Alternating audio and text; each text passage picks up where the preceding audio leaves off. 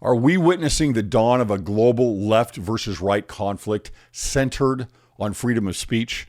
It certainly feels that way. Whether you lean left or you lean right, the stakes seem impossibly high, and of course, you're deeply invested. This episode is brought to you by Fathom the Good. Fathom the Good is high school homeschooling curriculum that helps teenagers see the difference between woke, radical principles and the principles that this country has been founded on.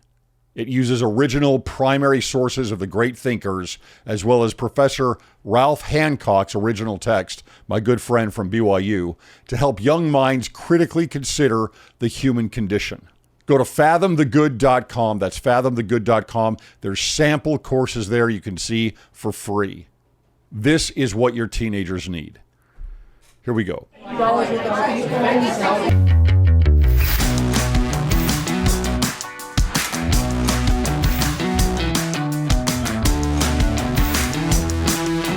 All right, let's take a look at the current stir involving Elon Musk, Brazil, and the platform X, formerly known as Twitter. As U.S. elections loom, Musk's spat with Brazil has become a hotbed of global debate about free speech and governmental overreach. Brazil has been imposing draconian fines on users of Musk's X who defy the ban, and the Brazilian Supreme Court is caught in a fierce battle with Musk, who has more followers than there are Brazilians. So this ban on X in Brazil is a major standoff on free speech. Judge Alexander de Moraes, wielding immense power, has positioned himself as the arbitrator of what constitutes free speech in Brazil. One guy. His critics argue that he's less about preserving democracy and more about silencing political opposition, all while Musk has dug in his heels in this case. He didn't in India, and he didn't in Turkey, right? Refusing to cooperate. Moraes claims he's upholding democracy, the new democracy, by cracking down on hate speech and misinformation.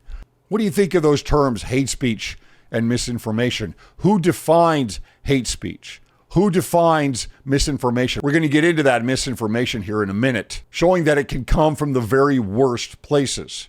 Musk, though, is echoing his defiant free speech absolutist stance. He sees this all as censorship. And it is. This drama is escalating into a full-blown international incident, with Moraes even freezing the assets of Musk's other company, Starlink. He's trying to get $3 million in fines out of Musk one way or the other, even though this is an entirely different company, a different entity. Seems like a stretch. Starlink, by the way, is the only way that the rural natives of Brazil in the Amazon are getting information and are getting internet.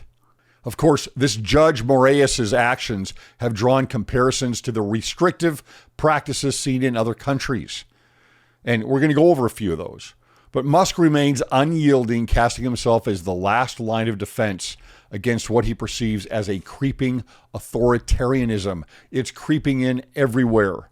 In this scenario, it's easy to see a parallel with a broader global tension between left and right, again, centered on free speech.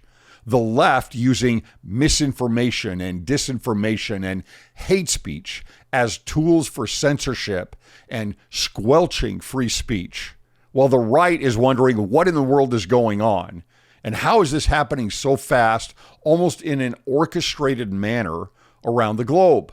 In this scenario, it's easy to see a parallel with the broader global tension between left and right centered on free speech. The left around the globe seems to be squelching this at a very bold, rapid rate, almost orchestrated, while the right is wondering what is going on. All of a sudden, all these incidents in a short amount of time, always using the tools of hate speech and misinformation. Now, whether it's Brazil's judicial crackdown or the censorship laws being pushed elsewhere around the globe, the clash between governance and free speech is not just about policy. It's a battle of ideological supremacy. And as the globe gets smaller and smaller, allies seem to be lining up on the left to squelch free speech and lining up on the right to fight for it.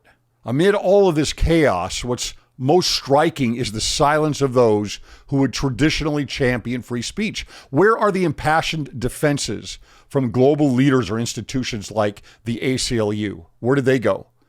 Oh, I know where they went. They went further left.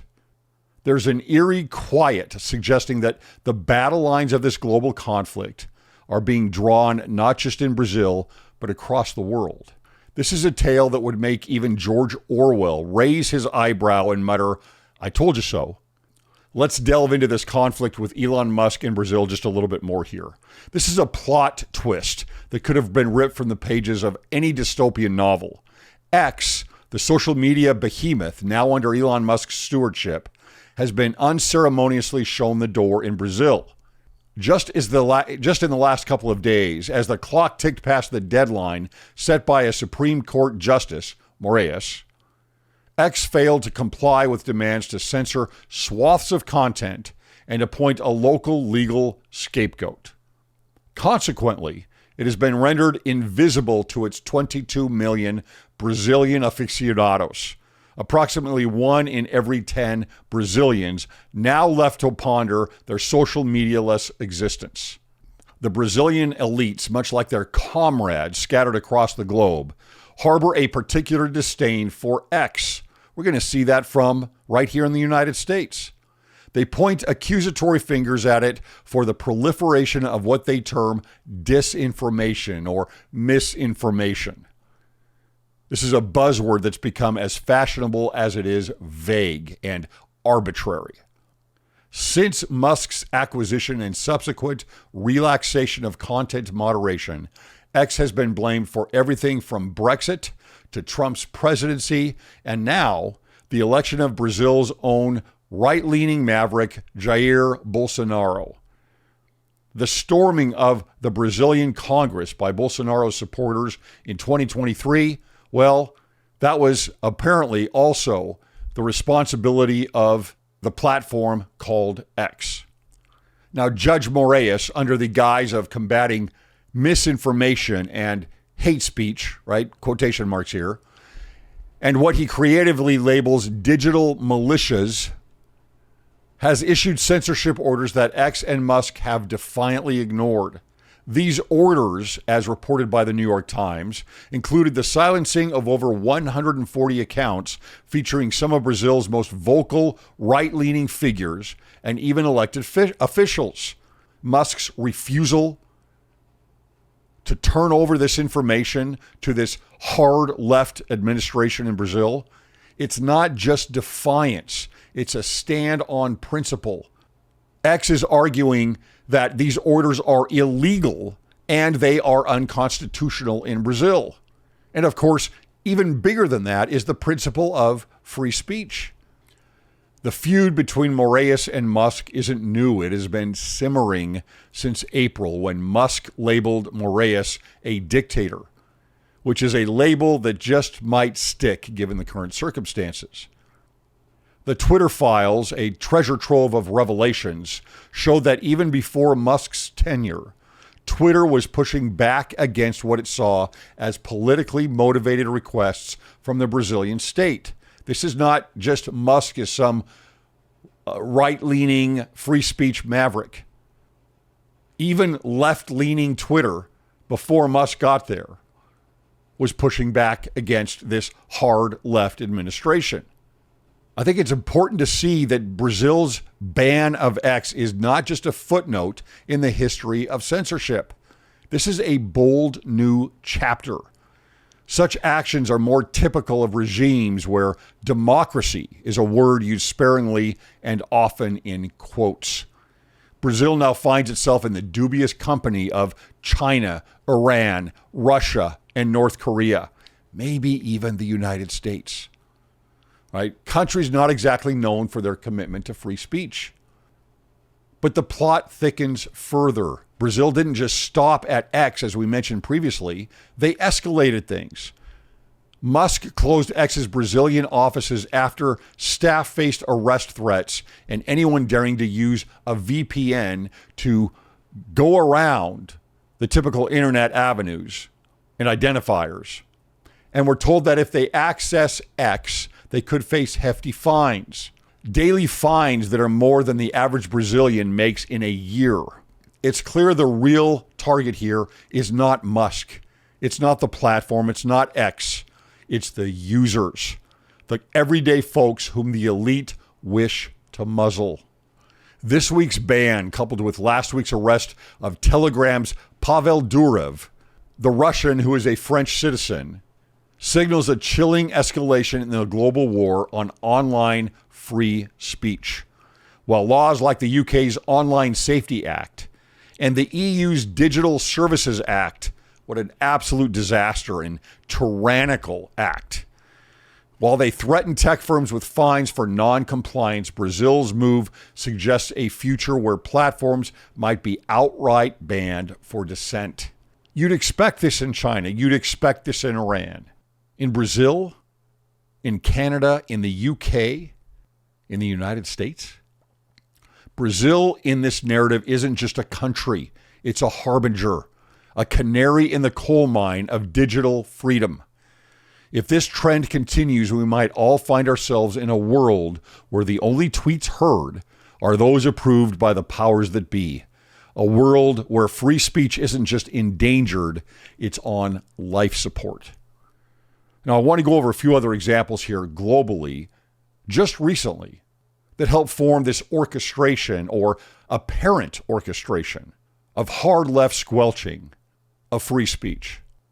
What you're going to see here is Enoch Burke. He is a teacher who refuses to endorse and affirm transgender ideology. You know, part of the identitarian movement that just wants tolerance.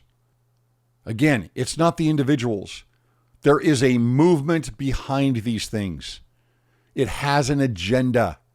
I'm not going to show all this clip, but take a look at this. I have a right to work here. He has a right. I have a right to be here.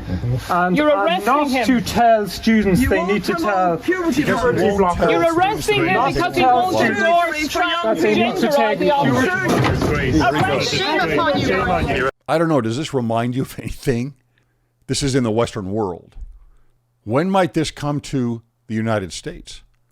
How about the new Prime Minister, Two-Tier Starmer, who is happy to arrest right-leaning protesters, but with others he turns a blind eye? What can we expect from Starmer's reign as UK Prime Minister? Independent journalist Matt Taibbi, someone I follow pretty closely, he explains the following. In Britain, already home to extensive hate speech legislation and Orwellian non-crime hate incidents, the new Labour government is planning a crackdown on those pushing, quote, harmful and hateful beliefs, unquote, and considering classifying misogynistic speech as extremism. Men, and maybe some women, look out. What would that mean, for example, if you quoted the Family Proclamation? What if you supported a traditional family? Is that misogynistic? And again, these terms of hate, harmful or hateful beliefs like hate speech and misinformation are completely arbitrary and governed by those who are in charge. In the U.S., just, last week, Mark Zuckerberg of Meta wrote a letter talking about how in 2020, the Biden administration put pressure on him, an overt amount of pressure, to be biased over certain things such as Russiagate, that disinformation that was passed on from the Biden campaign and the FBI to Meta, saying that Russia was influencing Facebook through posts to help throw the election toward Trump. Something we now know is absolutely false and misinformation from, the Biden campaign and our own government, the FBI. And in Canada, you have Justin Trudeau's metaphorical boot. And we start putting these things together and we see this global trend happening at what seems like breakneck speed already. I want to get back to Pavel Durov, from the CEO from Telegram that was arrested in France as a French citizen. He's Russian, but as a French citizen. There are two things to look at here, right? Number one is on his platform, he's like completely wide open. He doesn't regulate anything. And that's a problem. For example, there are perhaps terrorist organizations that are working through his platform. Number two, there are accusations of pedophiles working on his platform. That's a no-no. But the other charges against him have to do with misinformation and hate speech. Issues we should be very, very concerned with. Here's another video. This is of Kamala Harris, just very recently talking about Elon Musk and X. He has lost his privileges, and it should be taken down. And the bottom line is that you can't say that you have one rule for Facebook and you have a different rule for Twitter. The same rule has to apply, which is that there has to be a responsibility that is placed on these social media sites to understand their power. They are directly speaking to millions and millions of people without any level of oversight or regulation. And that has to stop. Okay, so oversight or regulation from whom?